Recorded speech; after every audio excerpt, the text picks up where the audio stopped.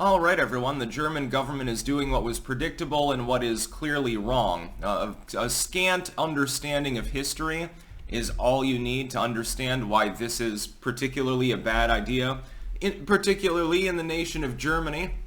I would note, right, as the Jews and the Palestinians go to war, this sort of stuff starts happening in old Prussia. That's probably going to concern some people. What the German government is attempting to do is to make funding requisite on repeated membership within their Bundestag, the Reichstag, really. That's the way the government seems to be going with this. To make that requisite on being actually represented there for multiple cycles. The problem is that the cutoff they're using is sort of a tell for why they're doing that. They're trying to block AfD, which has only been represented there in 2 subsequent incarnations, from getting that funding. By making it requisite on a third, they're hoping to push them back out, even though I don't think it'll work, and I'll get into why that's also a problem. And they're trying to do that, and possibly make it requisite on the party upholding the concept of democracy in the Constitution. Of course, who determines whether the party represents that? Oh, the parties that are currently in power. It's a naked power grab. It's authoritarian in nature. It's not AfD being authoritarian here.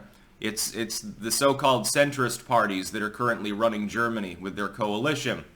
Here's the problem. What happens when you start engaging in this sort of behavior? Looks a little bit like the Weimar era. This has already been tried before. In an effort to suppress the Nazi Party back in the 1920s and 30s, of course, what did the German government decide to do? They started spying on them first. Hitler, by the way, was a spy for, I believe, the conservatives originally, to go to the Nazi rally meetings, and then ended up getting convinced that they were actually right when he went to those meetings, and sort of became a double agent turned leader within the party. You already tried this, and they've been doing this now for a couple of years to the AfD. They've already begun to conduct surveillance on them, which is how they found out that there are extremist associations here that necessitate further action. What'd they do next in that era? Oh, they tried to suppress them and keep them off the ballot and et cetera, drain them of resources. You got the far left rising up at the same time, and you ended up with a death spiral where the Nazis would go to conservatives and say, the government's dysfunctional, it's not going to save you from the Bolsheviks, you must join us because we are strong. So they would grow.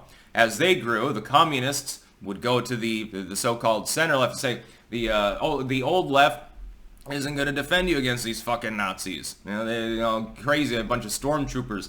Quick, you got to join us. We're the only ones who can save you. And so the two sides kept growing and growing, and eventually the old center collapsed, was no longer capable singularly of governing, and had no choice but to choose a side to buddy up to. They decided to choose the NSDAP. There really was a no-win situation in that particular moment. And that's what's probably going to happen here. AfD already controls almost a quarter of the vote. They have the second largest party in Germany and quickly rising. We're seeing a repeat of the 1930s in Germany. But not necessarily because of the outside party rising up. You see, they appear to have learned one thing from the 30s. They're going whole hog now with the propaganda. The real worry should be that the so-called centrist parties currently running the German state themselves become the Gestapo. Not AfD, which, if you look at most of their proposals, it's like, hey, we're overrun. Government's dysfunctional. We want to change the way that things work because, Germans are being displaced in Germany. By the way, another line being recycled from last century. Again, there's a reason that people should be more concerned than they currently are. A lot of people are not regarding this with the importance that they should. You end up with an ascendant German state, one of the largest economies in the world. Maybe it decides it needs some nukes. Maybe it does decide to scrap the Constitution, but it could be the centrist parties so-called doing that. They're openly engaging in suppression of about a quarter of the voters in Germany. They're openly engaging in perceived suppression of ideas that are generally held to be centrist in nature. The idea of limiting the ability of people outside of your country to enter your country should not be considered even a politically partisan position.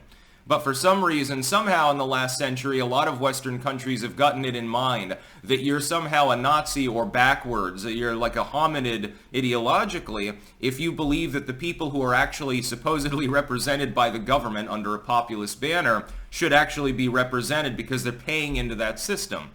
You've got, therefore, in the United States, you got a doppelganger of it in the U.S. This is why I hope Trump's reelected, because otherwise actual far-right groups will rise up in the wake of something that's mild reform like MAGA populism. And people need to realize that, too. The United States still has a chance. Germany's quickly pissing its own chance away. AfD is effectively mostly a populist movement, too. Again, if you actually read about and hear about what they represent, they're not saying they want to send the Gestapo down the street to round up the Jews or something like that. They're talking about a form of reform, an attempt to a soft reset back to like an 80s West Germany or something like that. I fail to see the problem. Not particularly hardliners, but you're going to get them. What can end up happening is that the actual parties that are in charge, in order to keep the so-called extreme outsiders out, becomes more authoritarian. Where else are we seeing this right now? Right now, a considerable portion of the U.S. population is perfectly comfortable with the current incarnation of the U.S. government because Orange Man bad and terrifies them, spying on political opponents, using the machinations of private industry to try to stifle dissent, utilizing propaganda explicitly and even self-professedly at times within the legacy media, within the corporate press, jailing political opponents, conducting wanton criminal investigations, differential enforcement, two-tier policing as it was deemed in the UK. They're doing it too, by the way, under Sunak. It's certainly a problem in Canada. The West is falling, but it's not falling due to outsiders' extremism. It's falling due to the increasing authoritarianism of the parties that currently are in power trying to maintain power. Trying to maintain power over an increasingly dysfunctional economic system and social system that alienates more and more people. At some point, things will snap, and you can't help but have revolutionary activities going on. The problem is you never know which one of those groups is going to prevail. Is it going to be the commies? Is it going to be an actual Nazi movement? Is it going to be, the hope is it's some classically liberal reform movement or something, at least within the United States, and has some sort of civic decorum. But we can't exactly be sure that that's going to be what happens. We're seeing political upheaval in most of the Western world. We're also seeing it in the East Bloc, I suppose, for what it's worth. Germany is making the same mistakes that it made before. Can it lead to a different result? No. In the end, the result is the same. It's just a matter of which authoritarians take hold, because they don't really have that kind. They have the old world mentality, which is always top-down. Monarchism or Nazism or communism or something like that. There is no actual liberal mentality. If the old liberal center that runs the show becomes a police state party, well, there you go. You don't have any liberal outsiders. Liberal in the small L sense, of course, I'm using it. It doesn't exist. It's not there. There's no alternative. So if the current government is not effectively overhauled in favor of some degree of reformist populism, which is what is being offered to the people of Germany, and a lot of them seem to approve of the concept, you're going to get Nazis either way. Or commies or something like that. I mean, they're basically interchangeable. A bunch of fascist systems, effectively. Get a Mussolini-like movement. Well, at least the trains will run on time, I suppose. I didn't know that that was a problem in Germany. I think that's more of a problem here in the Netherlands. You've got political upheaval here too. The largest party currently represented in the Dutch government is a single-issue tractor party. It's a bunch of farmer populists who don't want to have their land confiscated again. Call it extreme, or call Geert Wilders extreme, or whatever. If the old center begins confiscating people's land, sending the cops out to beat on protesters and stuff, where's the old liberal center? And if the economy becomes dysfunctional and more people fall through the gaps, how are they not fodder for wanting change? Well, who's going to be the person that knocks on their door to get them to sign up for the new political party? It's not the old center. They're the ones being abandoned. We're seeing this all over the Western world. We're seeing it in France. We're certainly seeing it in Spain. Although the government currently running the show there is a socialist government, so it's not really a centrist party. All over the world. Something's got to give at some point. And hopefully it's going to be the old dying establishment that gives out first. That's about all. Peace out.